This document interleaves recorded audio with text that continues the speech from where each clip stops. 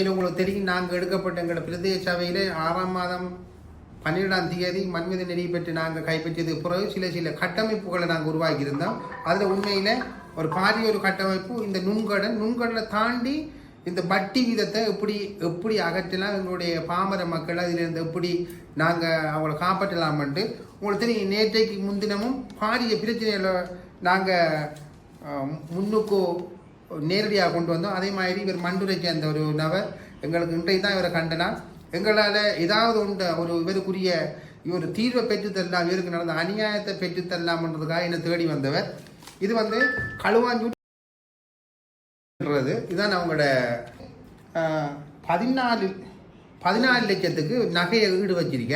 அந்த 14 லட்சத்துக்கு நகையை ஈடு வச்சதுக்கு பிற்பாடு அதில் சொல்லியிருக்காங்க 0.9% தான் வட்டி கண்டு.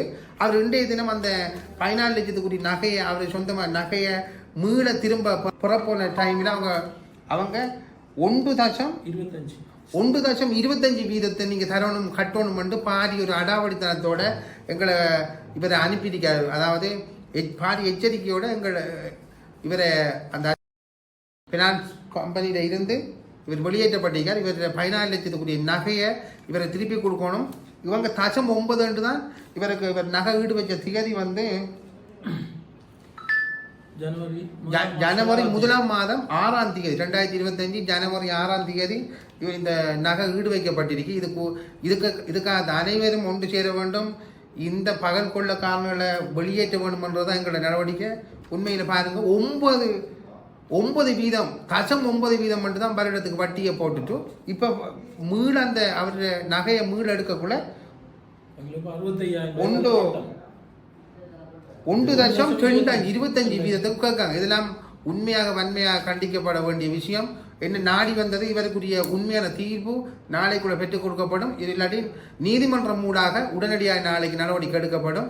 இவருக்கு என்ன நடந்தன்றதை நேரடியாக சொல்லுங்க. உங்களுக்கு என்ன நடந்தது, நீங்க என்ன செஞ்சீங்க இதை நீங்களா அவங்க வச்சீங்க, அதை பார்த்து சொல்லுங்க. நீங்க என்ன நடந்தது சொல்லுங்க. எங்களை கஷ்டத்துக்கு மத்தியில் நாங்கள் 14 லட்சம் ரூபாய் ஈடு வச்சிருந்தாங்க. நீங்க எந்த இடம்? மண்டூர் தம்பல் வார்த்தை 9.9 இந்த விதத்தில் அவங்க எங்களுக்கு வீடுக்கு காசு தந்தவங்க.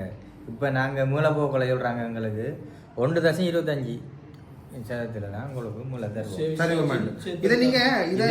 இதோட சேவி சார்ஜிங் காசும் எடுத்து தான் தருவாங்களாம். ஏன்னா சேவி சார்ஜ் எடுத்துட்டாங்க. என்னன்னு சொன்னா இப்போ எங்களுக்கு ஸ்பெஷல் ரேட்டுக்கு செஞ்சு தந்தவங்க. ஸ்பெஷல் ரேட் அந்த ரேட்டு தான் இது 0.9. இப்போ போக்கில் சொல்றாங்க, மூல போக்கில் சொல்றாங்க 1.25க்கு தராங்க. அதோட எங்களுக்கு வைக்கக்குள்ள சொல்லி தந்த சேவிங் சார்ஜ் இல்லைண்டு சேவிங் சார்ஜ் இதோட சேர்த்துருக்காங்க. இதால இப்போ எங்களுக்கு இந்த 9 மாதத்துல 65,000 ரூபாய்க்கு மேல நட்டம் வருது. மேலதிகமாக நாங்கள் 65,000 ரூபாய் காசு அவையிலே கட்ட வேண்டியதா இருக்கு. இதுக்கு நீங்க அவங்களுக்கு இந்த தவிச நீங்க அவங்களுக்கு இதுக்கு ஒரு நல்ல ஒரு முடிவு எடுத்து தரணும் சொல்லி நாங்கள் உங்களை நாடி வந்திக்கோம். இதுக்குரிய நடவடிக்கை நீங்க எங்களுக்கு உங்களுக்கு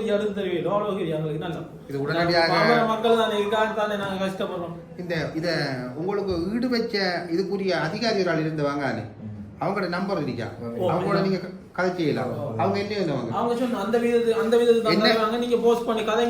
என்ன காரணம்டா இவன் நகை அடகு பிடிக்கிறதுக்கு பொறுப்பாக இருந்த ஒரு பெண் ஊழியர் அந்த பிராஞ்சில இருந்து அவர் மாற்று பிராஞ்சுக்கு அதே பேங்கில் வேலை செய்கிறாங்க. அவங்க அதே பேங்கில் கொக்கடிச்சோலை பிராஞ்சில் வேலை செய்கிறாங்க.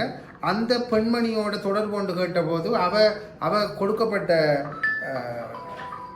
அவ தெரிவிச்ச ஆன்சர் என்னது அவ தெரிவித்தது. அவ சொன்னது நீங்க இதுதான் உங்களுக்கு ஸ்பெஷல் அப்போர்ட் தந்திக்கிறோம், நீங்க போயிட்டாங்க போய் ஆபீஸ்ல இருக்கிறாங்க ஸ்பெஷல் அப்போர்ட் தந்திக்கும். ஆபீஸ்ல இருக்கிறாங்க தான் கெட் ஆபீஸ் கதைச்சு அந்த ரேட் உங்களுக்கு எடுத்து தரணும். நீங்க பயமில்லாம அவங்களோட கதைச்சு சண்டை பிடிச்சி இந்த இதை வாங்கி எடுங்கன்னு சொல்லி அவ கெட் ஆபீஸ் நம்பர் தான் நீங்க அவங்களோட நம்பர் இருக்கு அந்த பெண்மணி எடுங்க.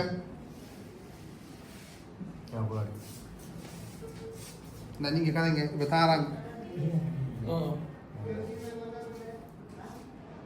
இது இன்றைய தினம் நமக்கு எங்களுக்கு கிடைச்ச 2வது முறைப்பாடு. இன்றைய தினம் மட்டும் அவருக்கு 1 வருடங்களுக்கு பிற்பாடு தான் நகையை அவங்க அறுதியாக்கலாம் இருக்கு சட்டத்தில்.